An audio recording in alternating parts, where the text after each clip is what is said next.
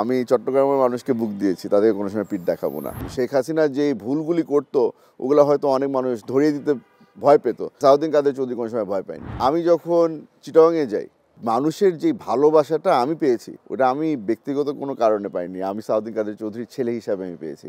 সংসদের ওনার একটা বক্তব্য আছে এরকম, আমার দিকে আঙ্গুল তুলবেন না, আমি ওই আঙ্গুলে আংটি পরানোর কথা ছিল। আমি আমার বাবার মুখ থেকে কোনো সময় শুনিনি, তো আমি ঠিক এটার বিষয়ে আমি ঠিক বলতে পারবো না।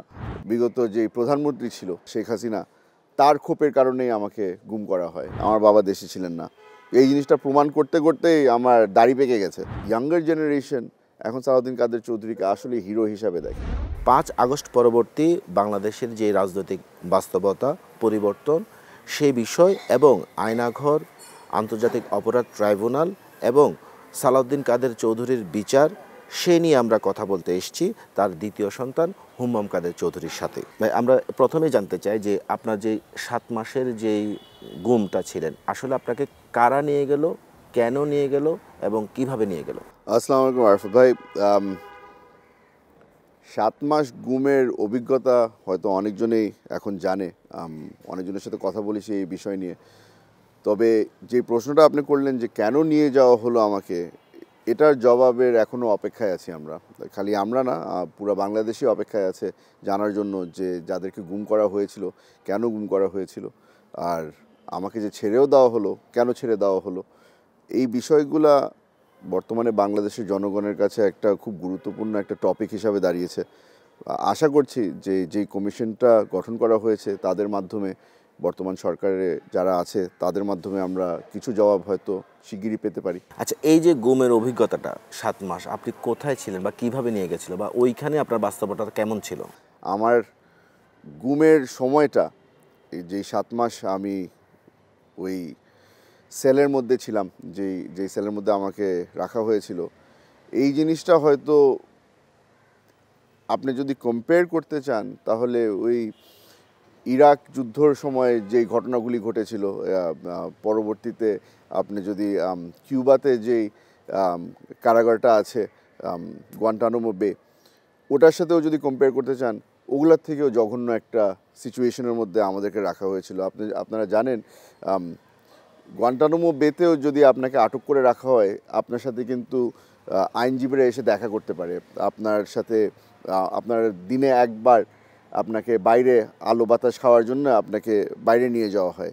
এইসব সুবিধা কিন্তু আমাদেরকে দেওয়া হয়নি, আমাদেরকে পশুর মতোই রাখা হয়েছিল। বাঁচলে বাঁচবো, মারা গেলে মারা যাব। এখন তো যা শুনতে পারছি যে মারা গেলে পরিবারের কাছে কিন্তু আর লাশ ফিরিয়ে দেওয়া হয় না, সেই জিনিসটা হয়তো ইটের ভাটার মধ্যে ফেলে দেওয়া হয় অথবা নদীতে ফেলে দেওয়া হয়। তো আমার জন্য ওই 7 মাসটা ওই সিচুয়েশনটার মধ্যেই আমার মেন্টালি প্রিপারেশন নিয়ে থাকতে হয়েছিল যে যদি এখানে মারা যাই তাহলে আমার ডেড বডিটা পরিবারের কাছে পৌঁছাবে না। তো ওই জিনিসটা কষ্ট করছিল। আমরা যদি আরেকটু ডিপে যেতে চাই, এটা কি ধরেন কোনো ব্যক্তিগত ক্ষোভ ছিল, কোনো অফিসারের ব্যক্তিগত ক্ষোভ ছিল, না শুধুমাত্র রাজনৈতিক কারণ? আপনি যদি ব্যক্তিগত কারো ক্ষোভ ধরতে চান তাহলে তো আমার বলতে হবে যে এখানে আমাদের বিগত যে প্রধানমন্ত্রী ছিল শেখ হাসিনা, তার ক্ষোভের কারণেই আমাকে গুম করা হয়। খালি আমাকে না, আমার সাথে আরও দুজনকে গুম করা হয়েছিল, মীর কাসিম সাহেবের ছেলে আরমানকে এবং ব্রিগেডিয়ার আজমি সাহেবকে। আমি তখন জানতাম না যে ওনাদেরকেও গুম করা হয়েছে, কিন্তু আমার যেটা এখন ধারণা হচ্ছে যে এই পার্সোনাল ভেন্ডেটা যেটা ছিল ওটা শেখ হাসিনারই ছিল। তার সাথে সাথে একটা পলিটিক্যাল কারণ তো অবশ্যই আছে।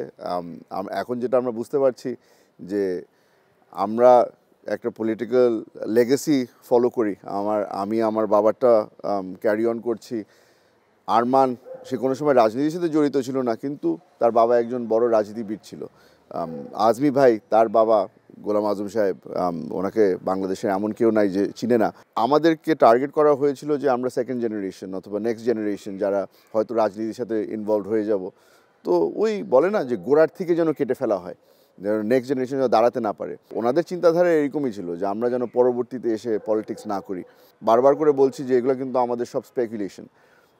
বাস্তবে কি হয়েছে বা কেন হয়েছে এগুলোর জবাবগুলা এই সরকারের মাধ্যমেই পাবো আমরা। যে মূল ঘটনার সাথে থাকে সেই আসলে তার স্পেকুলেশনটাই সবচেয়ে আগে আসে। আমরা যদি এই বিষয়টাকে এভাবে দেখতে পারি যে পরিবার কেন্দ্রিক যেই রাজনৈতিক বলয় সেখানে আপনারা অন্যান্য পরিবারগুলো দাঁড়িয়ে যাবেন, সেই জন্য আপনাদেরকে আগে থেকে টার্গেট করা এরকম বিষয়টা কি এরকম? একদম একদম 100%।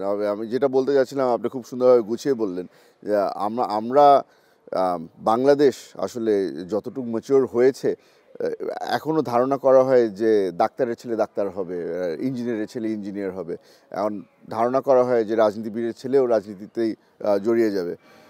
হ্যাঁ, অনেক সময় হয়েছে, কিছু সময় হয়নি। আমার সিচুয়েশনটা আসলে আগে থেকে হয়তো প্রিডিক্ট করা যেত যে আমি সবসময় ছোটোবেলা থেকে আমি পলিটিক্সের প্রতি একটা ইন্টারেস্ট ছিল।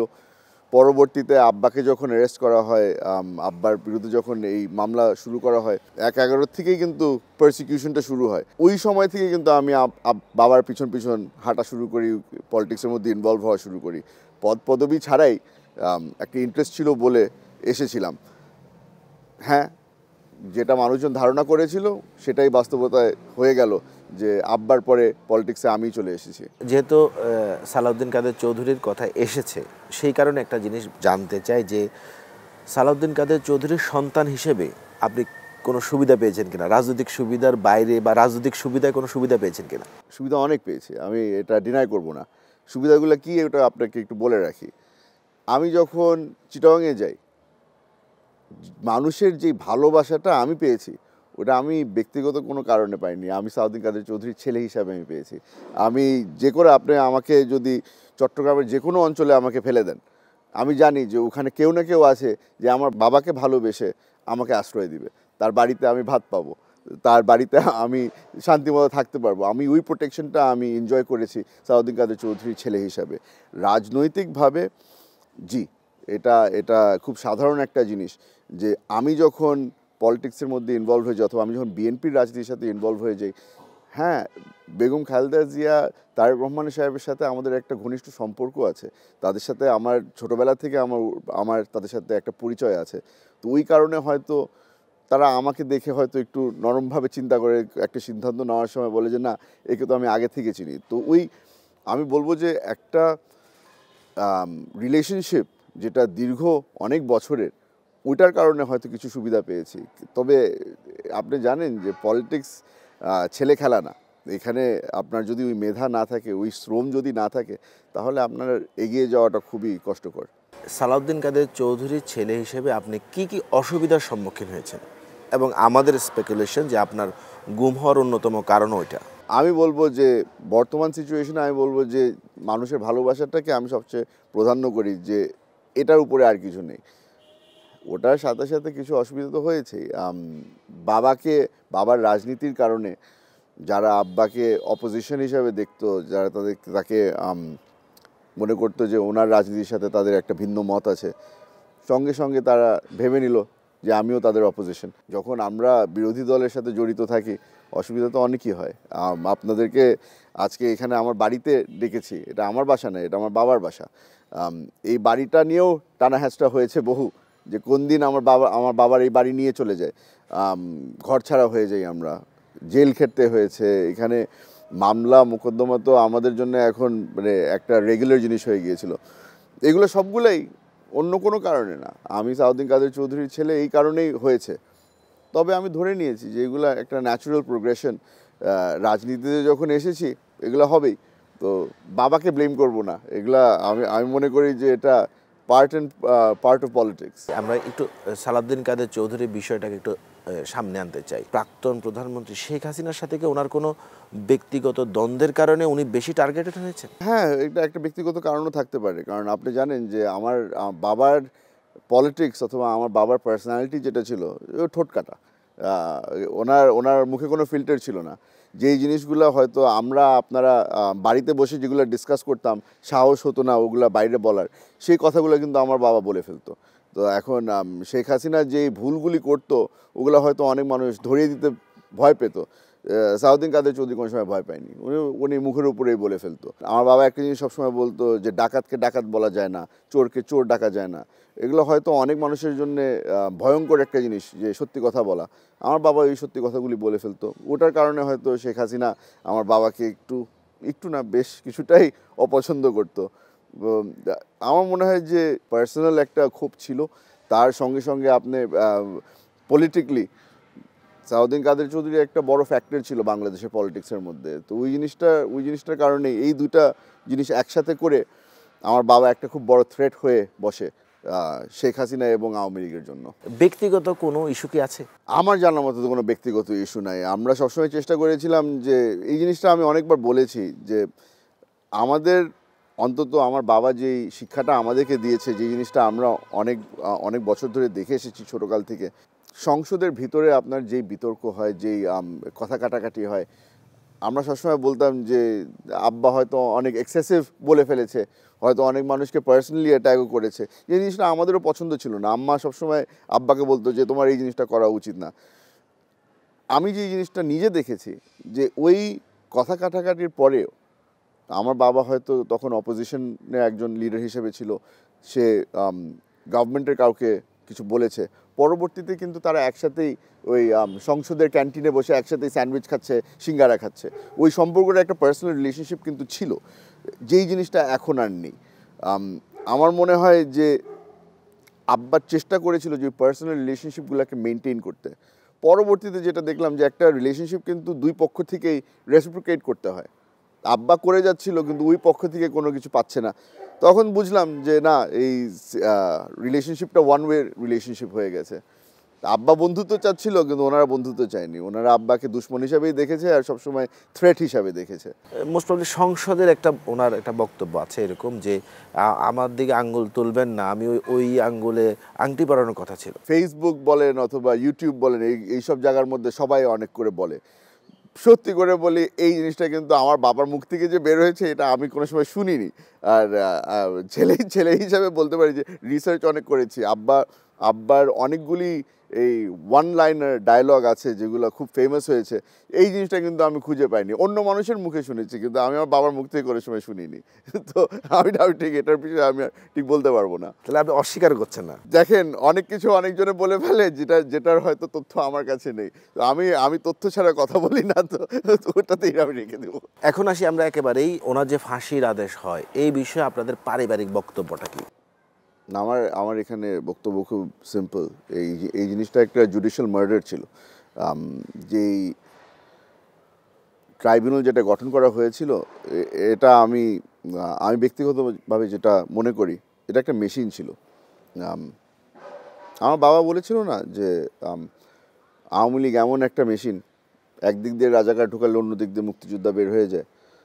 এই আইসিটিটাও আওয়ামী লীগের একটা মেশিন ছিল, এটা একটা হত্যা করার মেশিন ছিল। আপনি ওখানে যে কোনো ব্যক্তিকে ঢুকিয়ে দেবেন, সে অন্যায় করুক আর না করুক, তার রায় একটাই হবে, সেটা হচ্ছে গিয়ে হত্যা আর ফাঁসি। এই সিচুয়েশনটা আমরা খুব কাছে থেকে দেখেছি। তো আমার পুরা বাংলাদেশের গত 16 বছরের রাজনীতি, এই আওয়ামী লীগের রাজনীতি, পুরো জিনিসটাই কিন্তু এই ট্রাইব্যুনালের মাধ্যমে বোঝা যায় যে ওনাদের মেন্টালিটিটা কী ছিল, ওনাদের রাজনীতি এগিয়ে নেওয়ার রাস্তাটা কী ছিল, আর ওটা ছিল রক্তের উপরে হেঁটে যাওয়া। যে রায়ের প্রেক্ষিতে আপনাদের কোনো ডকুমেন্টেড প্রমাণকে আপনারা করবেন, বা নতুন কুণ্ড সিংয়ের যে হত্যাকাণ্ডের বা মারা যাওয়ার ঘটনা, এই সময় উনি কোথায় ছিলেন এই বিষয়ে যদি আমাদের একটু বলেন।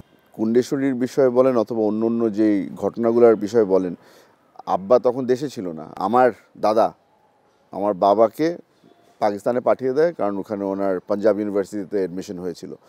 তো ওই ঘটনার সময় আমার বাবা দেশে ছিলেন না। এই জিনিসটা প্রমাণ করতে করতেই আমার দাড়ি পেকে গেছে। এক পর্যায়ে আমরা যখন বুঝলাম যে এখানে এভিডেন্স দিয়ে কোনো লাভ হচ্ছে না, এখানে এভিডেন্স আমলে নেওয়া হচ্ছে না, তখন বুঝে ফেলেছি যে এই আদালতটা আসলে কী ধরনের আদালত, এই ট্রাইব্যুনালটার উদ্দেশ্য কী, এই জিনিসটা কি হচ্ছে। কুণ্ডেশ্বরীর যেই নামটা আপনি নিলেন, আপনারা হয়তো যদি এখন একটু রিসার্চ করে দেখেন, এখন তো স্বাধীন বাংলাদেশ, রিসার্চ করাটাও সম্ভব। আপনি যদি আমি আপনাকে কিছু ছবি দিতে পারবো। কুণ্ডেশ্বরীর ফাউন্ডেশন স্টোন আমার দাদা ওখানে গিয়ে বসিয়েছিল। কুণ্ডেশ্বরীর যেই মালিকানা নতুন চন্দ্র সিং আমার দাদার বন্ধু ছিলেন। তো এখানে তার হত্যার মামলার মধ্যে মানে বন্ধুর ছেলেকেই আসামি বানানো হয়েছে। আমার মনে হয় যে এক পর্যায়ে গিয়ে এখানে ওই পরিবারটাও হয়তো মনে কষ্ট পেয়েছে যে এটা কী ধরনের, এখানে তো অবিচার করা হচ্ছে। তো এই জিনিসগুলো আশা করছি যে নতুন করে আমরা আবার এই এভিডেন্সগুলি আবার জমা দেওয়ার চেষ্টা করব। এই যে অবিচারটা হয়েছে, যে অন্যায়টা হয়েছে, ওটাকে আমরা যেভাবেই করে মানুষের সামনে তুলে ধরে আবার যেন আমার বাবা যেন ন্যায় বিচার পায়, ওটার চেষ্টা আমরা করছি। নতুন করে কি আপনারা আবার ওই কমিশনে অভিযোগ করবেন? যেই অবিচারগুলো হয়েছে ওগুলোর জন্য আমাদের লড়াই করে যেতে হবে, যে ন্যায় বিচার যেভাবে করে হোক না কেন বাংলাদেশের জন্য প্রতিষ্ঠা হয়, ওইটার জন্য আমাদের লড়াই চালু থাকবে। বিডিআর হত্যাকাণ্ড যেটা হয়েছিল ওটার বিচারও আবার নতুন করে করা হচ্ছে। অনেকে বলছে যে এটা তো বিচার হয়ে গেছে, বিচার হয়নি, যেটা হয়েছে এটা অবিচার হয়েছে। এখন শাপলা চত্বরের মধ্যে যে ম্যাসেকারটা হয়েছিল ওটারও বিচার হবে। তো ওগুলাকে এখন নতুন করে আবার কীভাবে করে ক্লিনভাবে একটা ইনভেস্টিগেশন করে নতুন করে কীভাবে করে বিচার করা হবে, ওটার সব কিছুরই একটা প্রসেস চলছে। কমিশনে আপনারা এখন অভিযোগ করেননি? কমিশনে এখনো অভিযোগ করিনি। আমার ডিসঅ্যাপিয়ারেন্স নিয়ে আমি অভিযোগ করেছি, ওটা বাদে এখনো আর কোনো অভিযোগ করা হয়নি। আমরাও মনে করি যে যেই রেসপন্সিবিলিটিটা এখন এই কমিশন নিয়েছে এটা অনেক বড় একটা রেসপন্সিবিলিটি। তো প্রায়োরিটাইজ করে আমরা ডিসঅ্যাপিয়ারেন্সের উপরে যেহেতু তারা কাজ করছে ওই জিনিসটা আপাতত করেছি। তবে স্কোপ অনেক বেশি আছে এই কমিশনের। তো আশা করি যে পরবর্তীতেও আমরা আরও কিছু অভিযোগ যেগুলো আছে ওগুলোও আমরা তাদের কাছে তুলে ধরবো। বিচার প্রক্রিয়া নিয়ে কি বাইরের কোনো দেশের একটা ইনভলভ ছিল, বা থাকলে তারা কারা ছিল বা কেন হতে পারে? উইদাউট এভিডেন্স আমি কথা বলি না, আমি তথ্য ছাড়া আমি কথা বলি না। তবে একটা জিনিস যেটার তথ্য আছে, আওয়ামী লীগের একটা গ্রুপ যারা বোধহয় তখন বেলজিয়ামে অবস্থান ছিল, তারা কিন্তু খুব ইন্টিগ্রেটলি ইনভলভ ছিল এই আইসিটির মামলাগুলোর ভিতরে। যেই জিনিসটা প্রমাণ হয়েছে এই স্কাইপের মাধ্যমে, যে স্কাইপের একটা ঘটনা ঘটেছিল যেটা মাহমুদুর রহমান সাহেব এক্সপোজ করেছিল বাংলাদেশের মানুষের কাছে, এই জিনিসটা কিন্তু প্রমাণ হয়ে গেছে দ্যাট দেয়ার ওয়াজ একটা গ্রুপ একটা ইনভলভ ছিল যারা বিদেশ থেকে কাজ করছিল। এটা বিদেশি গ্রুপ না, এটা একটা বাংলাদেশি গ্রুপ যারা আওয়ামী লীগের অধীনেই কাজ করছিল, যারা বাইরের থেকে আপনার অর্ডার লেখা থেকে শুরু করে এভিডেন্স ম্যানিপুলেশন থেকে শুরু করে জাজমেন্ট লেখা পর্যন্ত এগুলো কিন্তু তারা করেছে। আমি ঠিক নামটা মনে আসছে না, কিন্তু এখানে কিছু কিছু ব্যক্তি ইনভলভ আছে যাদেরকে আমার মনে হয় যে শিগগিরই এক্সপোজ করার দরকার। সালাউদ্দিন কাদের চৌধুরী উনি যখন ওনার শেষ বক্তব্যটা আদালতে উপস্থাপন করেন, তো উনি কিন্তু স্পেসিফিক কোট করে বলেছেন যে এই রায় বেলজিয়াম থেকে লেখা। আপনি কি ওইটাই মিন করছেন? Absolutely, absolutely. এই কারণে এই জিনিসটা আমি আবারও বলছি যে মাহমুদুর রহমান সাহেব এত সাহসের সাথে যেই কাজটা করেছিল, যে বাংলাদেশে একটা আদালত যেটাকে ইউজ করা হচ্ছে স্কাইপের মাধ্যমে, ইন্টারনেটের মাধ্যমে, আর যেই মূল ব্যক্তিরা যারা এটাকে কন্ট্রোল করছে তারা বসে আছে বেলজিয়ামে, এই জিনিসটা কিন্তু মাহমুদুর রহমান সাহেব এক্সপোজ করেছিল। তো ওনাকে যতদিন বেঁচে আছি ওনাকে আমি ধন্যবাদ দিয়ে শেষ করতে পারবো না। ইয়াঙ্গার জেনারেশনের কথা আসছে, ওখানে আপনি দেখবেন একটা ভিডিও ভাইরাল হয় যে এই এক সময়ের যে খাদ্যমন্ত্রী ছিলেন ওনাকে উদ্দেশ্য করে একটা কথা বলা হয়। এই বিষয়টা আপনারা কীভাবে দেখেন? এই জিনিসটা আসলে একদম খুব পারফেক্টলি ইনকাম্পাস করে আমার বাবার পার্সোনালিটি। রেখে দিয়েছে হাজতখানায়, ভয় পায়নি। যারা হাজতখানায় ঢুকিয়েছে তাদেরকেও ধমক দিয়েই কথা বলছে। তো এই ভিডিওটাতেই আমরা আব্বার আসল পার্সোনালিটিটা দেখতে পারি, যে একদম শেষ মুহূর্ত পর্যন্ত ভয় পায়নি। তো তখন কামরুল সাহেব একজন মন্ত্রী ছিলেন, তাকে হয়তো এভাবে তুই তার করে ডাকা উচিত হয়নি। তবে উনি যাদেরকে সম্মান দেওয়ার মনে করতো তাদেরকে সম্মান দিত, আর যাদেরকে মনে করতো সম্মান দেওয়ার কোনো প্রয়োজন নেই তাদেরকে কোনো সময় সম্মান দিত না। আপনার রাজনৈতিক ভবিষ্যৎ কি চিন্তা করছেন? আপনি কি চট্টগ্রামের রাজনীতি করবেন না ঢাকায় রাজনীতি করবেন? আপনি কি চিন্তা করে আসছেন? আমার দাদা চট্টগ্রামের রাজনীতি করেছে, আমার বাবা চট্টগ্রামের রাজনীতি করেছে। আমার বাবা একটা কথা সবসময় বলতো, যাদেরকে বুক দিয়েছি তাদেরকে পিঠ দেখাবো না। আমি চট্টগ্রামের মানুষকে বুক দিয়েছি, তাদেরকে কোনো সময় পিঠ দেখাবো না।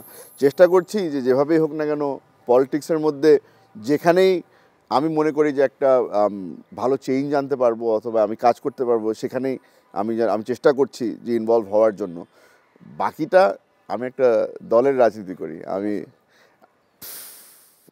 আমি এখনও আমি বলে দেবো যে এই জিনিসটা তারেক রহমান সাহেব সিদ্ধান্ত নেবে যে আমি কোথা থেকে রাজনীতি করব।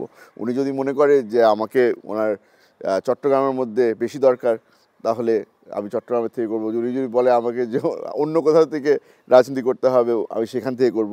উনি যদি মনে করে যে রাজনীতি করার দরকার নেই, তাহলে হয়তো আমি পিছনে থাকবো, পিছন থেকে সাহায্য করব, রাজনীতি হয়তো করব না। আমি এখন ওভাবে কিছু বলতে পারছি না। বারবার করে বলছি যে আমি একটা দলের রাজনীতি করি। আমার একজন নেতা আছে, আমার একজন নেত্রী আছে, তাদের উপরে আমার পুরোপুরি বিশ্বাস আছে। তারা যে সিদ্ধান্ত নেবে ভালো সিদ্ধান্ত। 5 আগস্টের পরের সরকারটাকে এখন পর্যন্ত এই 4 মাস বা 4.5 মাসে আপনি কীভাবে মূল্যায়ন করছেন?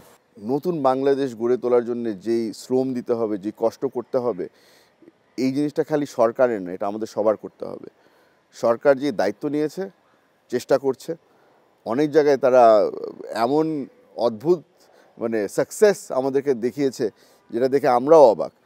অনেক জায়গায় আমরা একটু কষ্ট পেয়েছি যে না, এখানে হয়তো আরেকটু এফর্ট দেওয়া উচিত ছিল। আমি একজন জনগণের সদস্য হিসাবে আমি বলতে পারি যে আপনি যদি ওই আউট অফ 10 মার্কস দেন, তাহলে আমি বলবো যে 7-8-এর কাছাকাছি চলে গেছে। আমি বলবো না যে ওখানে একদম 10 আউট অফ 10 কাজ করেছে, কিন্তু চেষ্টা করছে। আর আমার মনে হয় যে তাদেরকে একটু সময় দেওয়া দরকার আছে। আর আমাদের পাবলিকের পক্ষ থেকে আমাদের তাদেরকে সাহায্য করার অনেক দরকার আছে। ধন্যবাদ আপনাকে। আমরা এতক্ষণ কথা বলছিলাম হুম্মাম কাদের চৌধুরীর সাথে, জানছিলাম তার রাজনৈতিক দর্শন, বাংলাদেশের রাজনৈতিক ভবিষ্যৎ, তার আয়নাঘরের অভিজ্ঞতা এবং তার বাবা সালাউদ্দিন কাদের চৌধুরী সম্পর্কে।